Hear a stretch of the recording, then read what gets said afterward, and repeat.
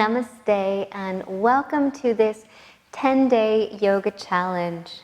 We are on day 6 and this practice is a practice for cultivating strength. We sometimes think about yoga as just a way of gaining flexibility, of stretching and making space in our bodies, lengthening the muscles. But something that is overlooked sometimes is how much strength that can be gained and achieved through our practice. And for me personally, when I'm feeling strong on my mat, when I feel the strength in my body, that also translates to a more sense of inner strength as well. Outer strength equals greater sense of inner strength. So today is a short practice on cultivating strength through yoga. So we're going to start in child's pose. Coming to bring our hips back towards our heels, bowing the forehead to the mat, and taking a moment to just soften here. Cultivating awareness with breath.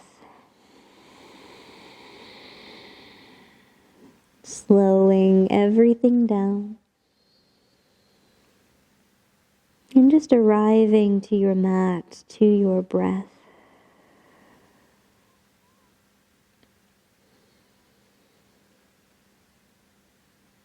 We're going to take one more breath here. And as we inhale, we're going to rise up onto our hands, onto all fours, hands and knees. Now, one thing we don't think about often is the strength of our wrists. Particularly if you are doing yoga, new to yoga, you might find that your wrists are a bit tired and sore after a practice. So a really good warm-up for the wrists, helps to strengthen the wrists, is to just shift your weight forward until you feel the weight in your knuckles and fingertips, and then make a circle all the way around.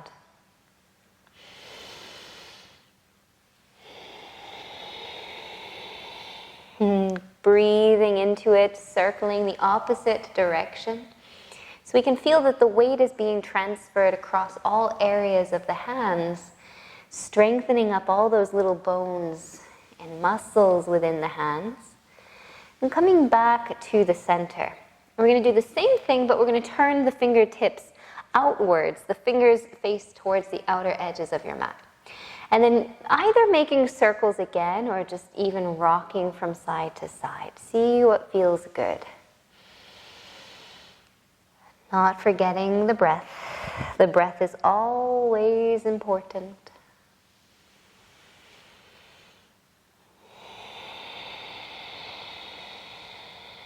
Beautiful. Then we're going to take that all the way around again.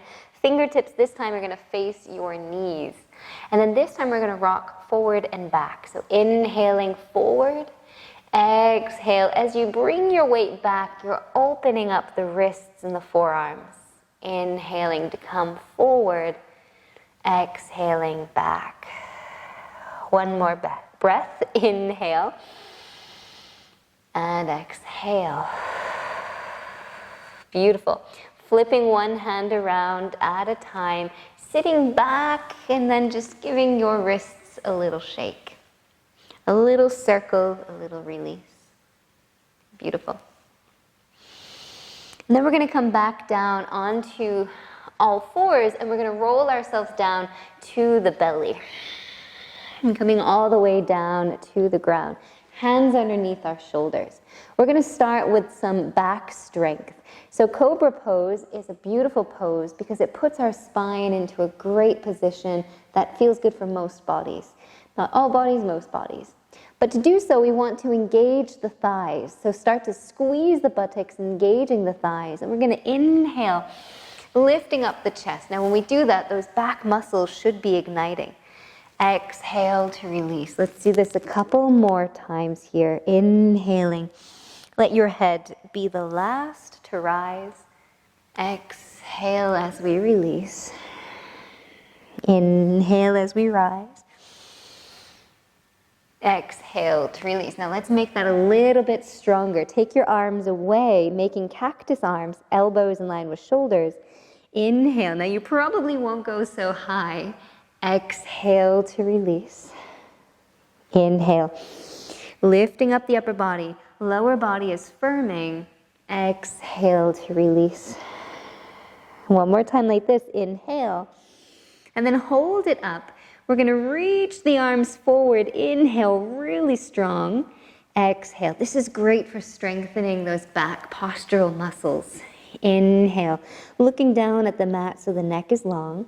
Exhale. And one more time. Inhale. And then exhale.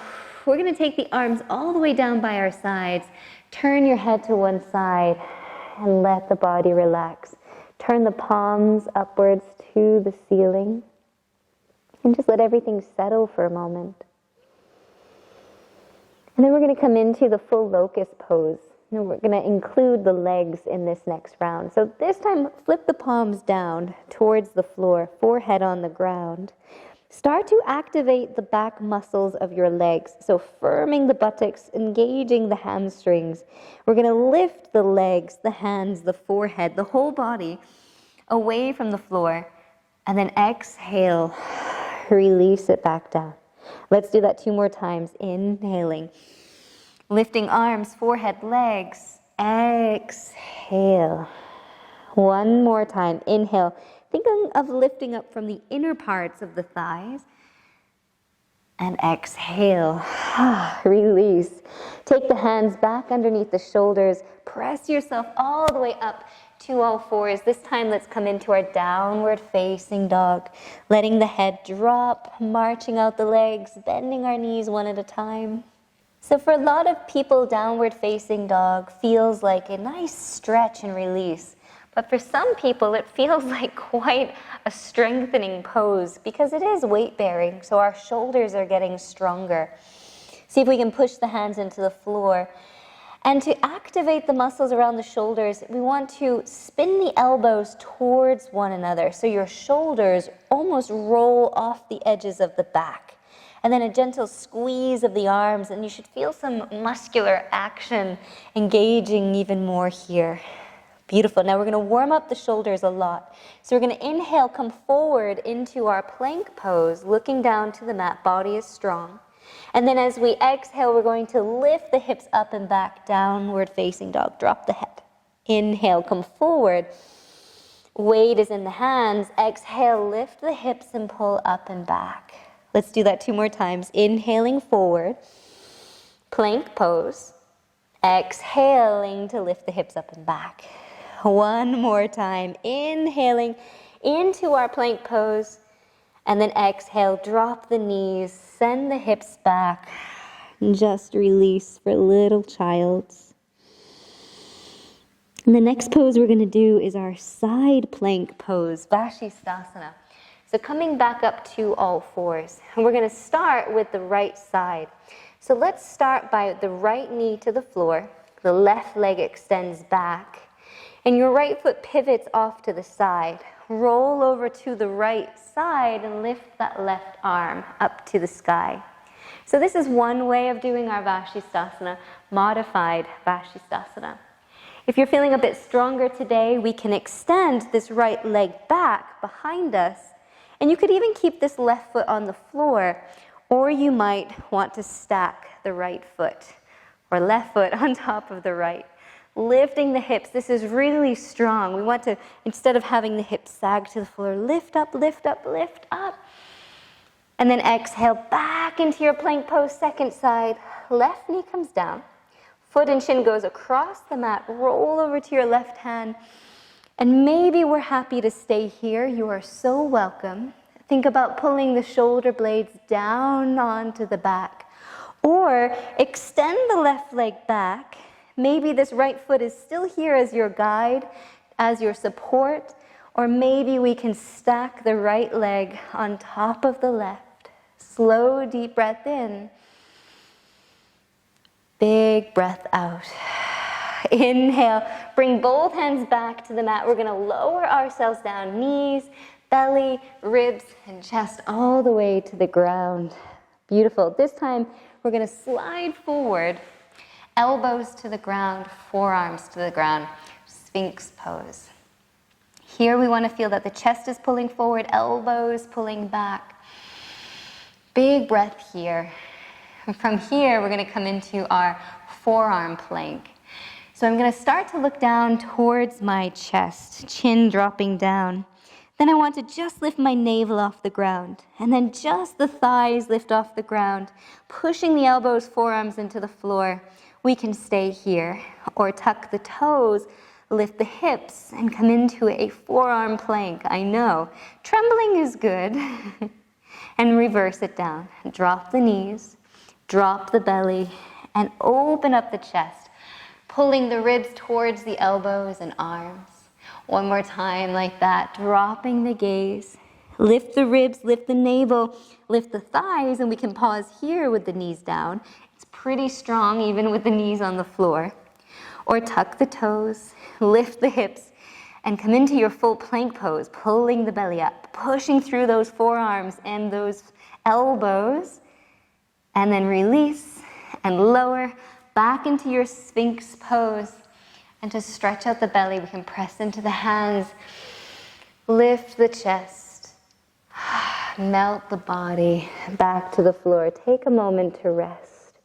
Whenever we're working strengthening pose, it's always important to rest as often as you can to allow the body to recover. Okay, my friends, let's bring our hands back underneath the shoulders. Press ourselves all the way back up into our downward facing dog. And then we're going to step the right foot forward between the hands. Boop. And we're going to stay on the ball of our back foot. So we're going to balance here. Let your weight sink down into your right leg. Lift your chest. And then when you have your balance sturdy, take the arms upwards to the sky. Sinking down into both feet, the front foot, the back foot. So we're cultivating some strength here in our warrior postures. We're going to play around a bit with our balance and then come into our warrior twos. So first, let's deepen that weight into that front foot, into that front leg. And you should really feel this right leg active. And maybe we can even take a little step further forward with your back foot and then shift the weight even more forward. Good. Now, option. We can just stay here. Almost as if you're trying to touch something in front of you with your fingers. Weight is all in that front leg. Then if you want to progress this even more, bring your hands to your hips. Step off of the back foot, lift the right leg, and come into a warrior three, getting the body parallel to the floor. Imagine that you're pushing something with your back foot. Spread the toes, make that whole leg active. Keep your chest lifted above your hips so that we don't sink. The upper body weighs quite a lot, so we want to keep it lifted. One more breath. We're going to plant the back foot down, spin the back foot open, so now we're in our warrior two position. Just give that leg a little wiggle if you need to. Drop into warrior two, open the arms, big breath in, and settle. Gaze is over the front hand. Feel the weight equal through the front of the foot on both sides and the heel of the foot, right and left leg. We're going to inhale, straighten the leg, take the arms up and overhead. Exhale to go back, maybe even a little deeper. Inhaling to come up. Exhaling to go back into it. One more time. Inhale. And then exhale, staying here. We're going to switch over, forearm to thigh. Left arm reaches up and over. Let's take this left arm behind our back, opening up that chest and shoulder. Now we can keep this right forearm on the thigh, but for those of you who want a really strong practice, try to extend that right arm out. It's really strong. So you're welcome to bring that forearm back to the thigh or extend it out, but keep spinning that left shoulder back. One more breath. And then inhale, both arms up to the sky, straighten the right leg. Turn to the long edge of your mat. Turn the toes out and come into a sumo squat, goddess pose. Inhaling, reaching the arms up to the sky. Exhale. One more time. Inhaling to stand. Exhale. Beautiful. We're going to cartwheel back towards the front of the mat. Step it back for a downward facing dog, stretching it all out. And let's finish with the other side. Left foot steps forward. Landing that foot down, grounding before you start to lift and rise, lifting the chest. Ground and then inhale with stability. Take those arms upwards to the sky. Pause for a moment. Lifting the front of the pelvis up, lifting through the waist. Then we're going to tip forward the weight into that front leg. Maybe that's good enough for us to be here today. Or maybe take a step forward with your back foot. Shifting more of the weight forward, feel that your tippy toes are really light. We can keep the arms forward as we lift that back leg. That's the strongest variation of the pose. But if we take the arms back or even to our hips, it brings the weight back. So it's not so strong for the back muscles here. Keeping the chest lifted, pressing back through that standing or that right foot, spreading the toes, and taking just another 2 breaths. Shaking, wobbling is all a part of it. And then lightly stepping the back foot to the floor, spinning the back heel open, checking our posture, front knee over the front foot, extend the arms, and sink into warrior. Pushing down through both feet. Feel the strength of your legs. Taking a breath here to cultivate not only outer physical strength, but even a sense of inner strength, that you've got it. You can do it. We're almost through the pose, almost through the practice. And then inhale, straighten the leg. Take the arms up to the sky. Exhale back into warrior 2, maybe even deeper. Inhaling, straightening the leg. Arms up. Exhale back into warrior 2. One more time. Inhale. And exhale. Take that forearm to the thigh. Right arm reaches up and over the ear. Then take that arm back for your bind pose. Again, we're happy to stay here, right? It's already hard enough. That leg is already tired. But if you want an extra amount of strength and challenge, extend that left arm, engaging your core, challenging the body quite a lot. See if you can hold for one more breath. And then both arms up, inhale, well done. And exhale, back to warrior 2. Let's cartwheel the hands down to the floor. Step it back, downward facing dog. And child's pose, drop the knees to the ground. Exhale as our hips come back. Maybe this time the arms come back behind us. Shoulders fall forward. Slow breaths in.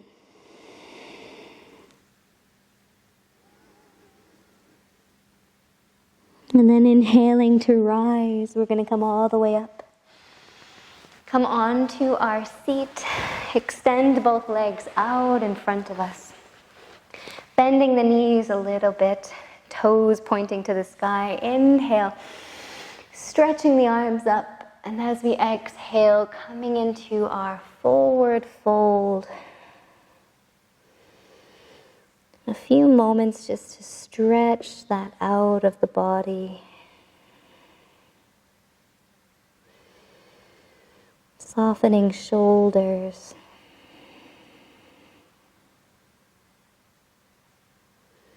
Slowing down the breath. Sometimes to be still and to be soft requires a great amount of strength. It's not only in those physically challenging poses, but it's sometimes in these still moments that can feel the most challenging. Inhale, we're going to lift up halfway. Exhale, rolling yourself down. Curl the tailbone under. Lifting the arms up and overhead, full body stretch. Bring your knees into your chest, releasing the back and the hips. And let's finish with a twist, opening the arms, dropping the knees to one side, letting them fall all the way to the floor as we turn our gaze in the opposite direction. Hand comes over the knee or the thigh. Big breath here into that release. Then inhale the knees up again to the sky. Exhaling over to the right, gazing to the left, or whichever side you've chosen to come. Big breath into that top side of the body, into the lower back, the hip.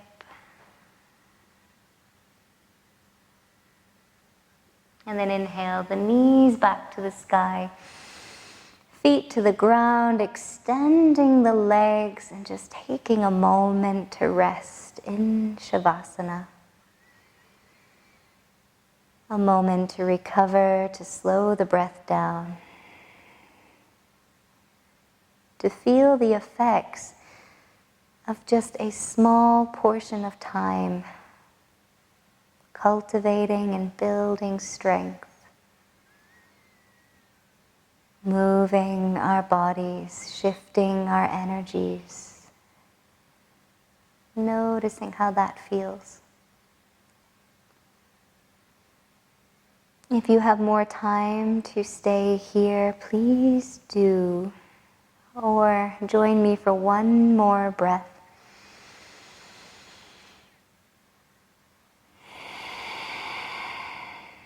And coming back to your seat, perhaps by rolling to your side first, coming back to your seat. And thank you again for another beautiful practice. I look forward to seeing you next time. Namaste.